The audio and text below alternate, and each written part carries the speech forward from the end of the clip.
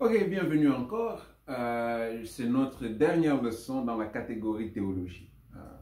Donc, nous avons couvert la dernière fois, dans la dernière leçon, la théologie comme croyance, c'est-à-dire conception individuelle de Dieu, comme la foi personnelle. Je vous avais dit que nous n'allions pas parler de la théologie comme conception communautaire, c'est-à-dire de votre assemblée, de votre église. Je pense qu'à partir de ce que nous avons couvert par rapport à l'individuel, vous pouvez faire un peu de l'extrapolation et voir comment cela évolue. Donc, je me tourne maintenant vers la deuxième partie, c'est-à-dire la théologie comme étude. Je vous ai promis de parler un tout petit peu sur la théologie comme étude.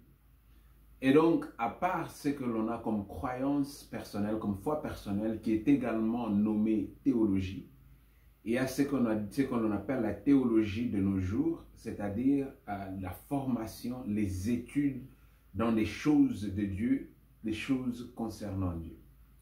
Donc la théologie comme étude, c'est l'étude de toutes choses concernant Dieu, c'est l'étude de toutes choses concernant le divin et la divinité. Ainsi donc, une personne peut décider de se lancer dans la théologie comme étude. En effet, je vais préciser, une personne peut se décider de se lancer dans la théologie chrétienne comme étude, devenir théologien, même docteur en théologie, sans pour autant être chrétien, sans pour autant être croyant. Voilà là où il y a la différence entre la théologie comme étude et la théologie comme foi personnelle, comme conception personnelle de Dieu. Donc une personne peut être théologienne, même docteur en théologie, sans pour autant être chrétien. Hein, il y a de ces gens que vous trouvez dans des institutions de théologie, dans des facultés de théologie, qui vous enseignent la théologie, mais qui ne croient pas, qui ne sont pas des chrétiens. Ça existe. Et donc, quand je parle de la théologie comme étude, je vous parle de la théologie, d'une théologie qui ne requiert pas nécessairement la Bible. Vous vous souviendrez qu'au début, quand j'ai fait l'introduction par rapport à la théologie, je vous ai dit qu'il y a plusieurs branches de théologie.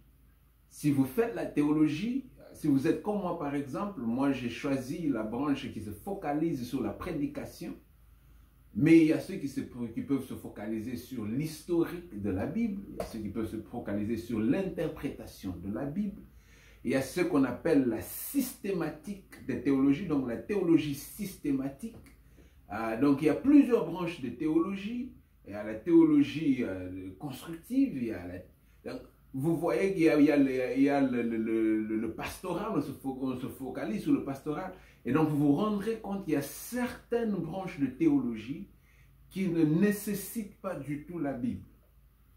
Alors il y a certaines personnes qui peuvent apprendre la théologie sans pour autant avoir à se soucier de la Bible. Et vous vous rappellerez d'ailleurs que je vous ai dit que la théologie proprement dit, globalement, se réfère également à tout ce qui est étude de Dieu, du divin, de la divinité, c'est-à-dire même dans l'islam, dans le judaïsme, dans le bouddhisme, dans plusieurs religions. Quand on parle de théologie, ça ne se limite pas au christianisme.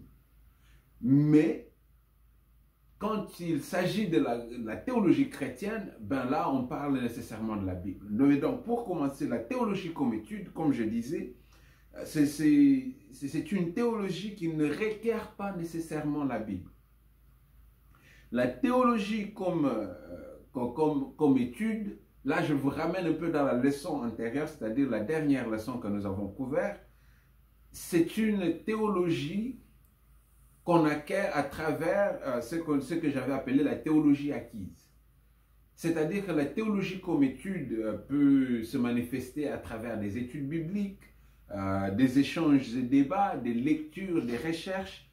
Mais souvent, quand on parle de la théologie comme étude, on entend la formation approfondie dans des institutions.